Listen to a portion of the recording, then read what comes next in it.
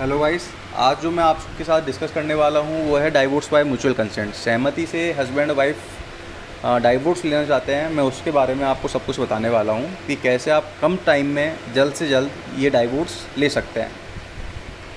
इसमें आपको कुछ कंडीशंस हैं, सबसे पहले वो फुलफ़िल करनी होगी। उसके बेसिस पे आप ये डाइवोर्स कोर्ट में फ़ाइल कर सकते हैं। अब मैं आपको सबसे पहले ये बताता हूँ कि कौन कौन से कोर्ट्स हैं जहाँ पर कौन कौन से जुरिसडिक्शन है कोर्ट के जहाँ पे आप एप्लीकेशन फ़ाइल कर सकते हैं। पहला जुरिसडिक्शन वो है जहाँ पर आपकी शादी हुई है। मान के चलिए कि आपकी शादी कानपुर में होती तो आप वहाँ पे एप्लीकेशन फ़ाइल कर सकते हैं। नहीं तो शादी के बाद आप जहाँ रहते हैं वहाँ पे ही एप्लीकेशन फ़ाइल कर सकते हैं। नहीं तो डाइवोर्स से पहले आप जहाँ लास्ट टाइम आप रहे हैं वहाँ पे आप ये डाइवोर्स एप्लीकेशन फ़ाइल कर सकते हैं। जैसे शादी से पहले, जैसे मान के चलिए कि आपकी शादी होती है कानपुर में, तो आप कानपुर में भी डाइवोर्स के लिए एप्लीकेशन फ़ाइल कर सकते हैं। शादी के बाद शादी हो जाने के बाद आप दिल्ली शिफ्ट हो जाते हैं तो आप दिल्ली में भी एप्लीकेशन फ़ाइल कर सकते हैं। नहीं तो अगर दिल्ली के बाद आप इलाहाबाद ट्रांसफ़र हो जाते हैं और वहाँ पे आप डाइवोर्स के लिए डिसाइड करते हैं तो इलाहाबाद में भी आप एप्लीकेशन फ़ाइल कर सकते हैं। तो ये 3 जगह आप बेसिकली डाइवोर्स की एप्लीकेशन फ़ाइल कर सकते हैं। किन किन कंडीशन में आप ये डाइवोर्स फ़ाइल कर सकते हैं, ये 3 कंडीशन है जो आपको फुलफ़िल करनी पड़ेगी। उसी के बाद ही आप ये म्यूचुअल कंसेंट की डाइवोर्स पिटीशन आप कोर्ट में फ़ाइल कर सकते हैं। पहली कंडीशन है कि आप पति और पत्नी 1 साल का गैप होना चाहिए, कि वो 1 साल तक एक साथ नहीं रहने चाहिए एक छत के नीचे। हो सकता है कि वो एक फ्लैट में रहें पर एक छत के नीचे एक कमरे में नहीं रहेंगे। दूसरा कि उनके बीच में कोई शारीरिक संबंध नहीं होने चाहिए 1 साल तक। तीसरा कि जो भी डाइवोर्स पिटीशन वो फाइल कर रहे हैं उनकी सहमति से, एक दूसरे की सहमति से होगी। तो ये कंडीशन से एक बार आप फुलफ़िल कर लेते हैं तो आप ये 3 जुरिसडिक्शन है जो मैंने आपको बताए हैं उनमें से किसी में भी एक जगह जाकर आप ये डाइवोर्स पिटीशन फाइल कर सकते हैं। अब मैं आपको ये बताऊंगा कि जो डाइवोर्स पिटीशन है वो कैसी होती है, किस स्टेज में होती है और कितना टाइम लगता है। डाइवोर्स पिटीशन जॉइंट पिटीशन होती है जिसमें हस्बैंड वाइफ दोनों मिलकर एक पिटीशन फाइल करते हैं कोर्ट में। इसमें कुछ डॉक्यूमेंट्स साथ में अटैच लगते हैं। जैसे मान के चलिए कि आपकी आईडी प्रूफ हो गई, आधार कार्ड, आईडी प्रूफ में आधार कार्ड, पैन कार्ड, फिर उसके बाद आपके फ़ोटोग्राफ्स जो फ्रंट पेज पे लगते हैं एप्लीकेशन के, फिर उसके बाद आपके शादी का कार्ड और आपके शादी के फ़ोटोग्राफ्स। ये आप जॉइंट पिटीशन आप फाइल कर देते हैं कोर्ट में। एक बार पिटीशन फाइल हो जाती है तो कोर्ट आपको एक डेट देती है जिसमें वो आपको सुनेगी।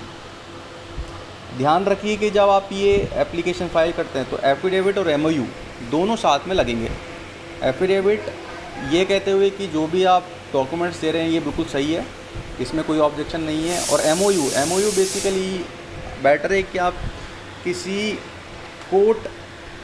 लॉयर से आप ये ड्राफ्ट करवा लें एमओयू, जिसमें सारी कंडीशंस, जो कंडीशंस आप एक दूसरे से चाहते हैं वो कंडीशन सारा कुछ मेंशन होगा, जिसके बेसिस पे बाद में डिस्प्यूट ना अराइज़ हो। जैसे मान के चलिए कि शादी के बाद क्या बच्चा किसकी कस्टडी में रहेगा, वुमेन वाइफ है उसको कितना मेंटेनेंस मिलेगा, या कोई भी आपके अगेंस्ट में कोई भी पेंडिंग केस है एक दूसरे के अगेंस्ट में, एक दूसरे ने किया है जैसे 498A का डॉवरी का, तो वो ये डाइवोर्स के बाद मेंटेनेबल रहेगा या नहीं रहेगा, ये सारा कुछ आपको सारी कंडीशंस एक बार एमओयू में आप साथ में डाइवोर्स पिटीशन के साथ आप लगाते हैं और कोर्ट में पेश करते हैं। एक बार कोर्ट में पेश हो जाती है तो कोर्ट आपको डेट देगा, उस डेट पे दोनों को प्रेजेंट होना है। ये बेसिकली कहलाता है फर्स्ट मोशन। जो डेट पे आप प्रेजेंट हो गए कोर्ट में वो कहलाता है फर्स्ट मोशन। उस डेट में कोर्ट आपको सुनेगा, आपके हस्ताक्षर करवाएगा, आपके स्टेटमेंट लेगा, और जो भी आप एक दूसरे के एविडेंस देना चाहते हैं, वो डॉक्यूमेंट देना चाहते हैं, वो कोर्ट में आप सबमिट करा दें, कोर्ट रिकॉर्ड में रख लेगा और आपको डेट दे देगा 6 महीने बाद की। तो ये पहला मोशन कंप्लीट यहाँ पे हो जाता है। फिर दूसरा मोशन स्टार्ट होता है 6 महीने बाद, जिसमें 6 महीने का टाइम क्यों देता है, 6 महीने का टाइम किस लिए देता है कोर्ट, वो चाहता है कि कहीं ना कहीं जो भी डिस्प्यूट आपके बीच में, मतभेद आपके बीच में हुए हैं वो सुलझ जाए, इसलिए वो 6 महीने का आपको टाइम देता है। तो 6 महीने के बाद फिर कोर्ट दोबारा सेकंड मोशन एक डेट दे देगा 6 महीने बाद की, जिसको अपन सेकंड मोशन कहते हैं, जिसमें कोर्ट दोबारा आपको उस टाइम आपको दोबारा एप्लीकेशन फ़ाइल करनी पड़ेगी, दोबारा आपको एक डॉक्यूमेंट्स लगाने पड़ेंगे, एफिडेविट लगाना पड़ेगा। उसके बाद कोर्ट आपको सुनेगा और डिक्री दे देगा आपको। जो 6 महीने का टाइम है, अभी सुप्रीम कोर्ट का जजमेंट आया 2017 में, जिसमें बेसिकली ये बोला गया है कि अगर मान के चलिए कि हस्बैंड वाइफ पहले से ही अलग रह रहे हैं तो वो 6 महीने का टाइम आप कोर्ट में रिक्वेस्ट करने के बाद आप इसको कम करवा सकते हैं। तो इसका मतलब ये हुआ कि 6 महीने का टाइम ज़रूरी नहीं कि आप कंप्लीट करें, आप ये डाइवोर्स 1 महीने में भी ले सकते हैं, पर कंडीशन ये कि आपको 1 साल अलग रहना ही होगा। अगर 1 साल आप अलग नहीं हैं तो आपको ये कंडीशन 6 महीने वाली फुलफ़िल करनी पड़ेगी। टिल एंड अनटिल आप रिक्वेस्ट करते हैं कोर्ट नहीं मान जाता।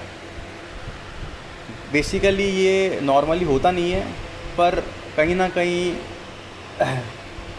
पर लॉ में सब कुछ पॉसिबल है, तो वो आप एक ट्राई कर सकते हैं। बाकी अभी सुप्रीम कोर्ट का जजमेंट है, वो भी यही कहता है कि 1 साल तक तो आपको रहना ही चाहिए। तो वो 1 साल अगर आप ऑलरेडी रह चुके हैं तो दोबारा आपको 6 महीने का टाइम लेने की ज़रूरत नहीं है।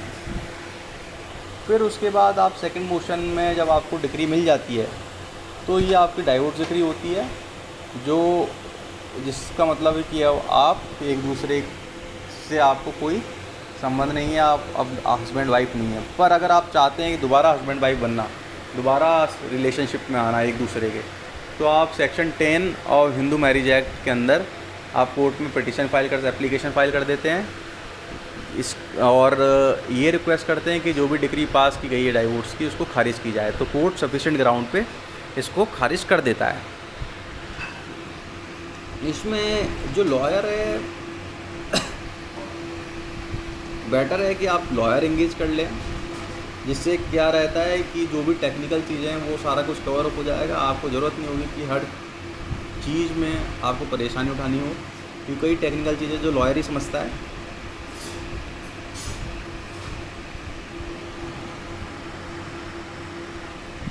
एक बात और बताना चाहूँगा कि जो आप एप्लीकेशन फ़ाइल करते हैं 6 महीने को कम कराने के लिए, वो 151 ऑफ CPC में फ़ाइल होगी कोर्ट में, इसमें आप कोर्ट में रिक्वेस्ट करते हैं कि 6 महीने को ख़त्म किया जाए। अगर और एक बात और है कि जो भी कोर्ट डिग्री देता है उसकी आप सर्टिफाइड कॉपी भी ले सकते हैं कोर्ट से, जितनी चाहें। तो ये था आज का सेशन। इसमें अगर आपको कोई भी परेशानी हो, कोई भी आपको दिक्कत हो तो प्लीज़ मुझे कॉल करें। डिस्क्रिप्शन में मैंने आपको नंबर दिया हुआ है। मैं एक लॉयर हूँ, प्रैक्टिस करता हूँ दिल्ली सुप्रीम कोर्ट में, दिल्ली सुप्रीम कोर्ट में एंड राजस्थान हाई कोर्ट में।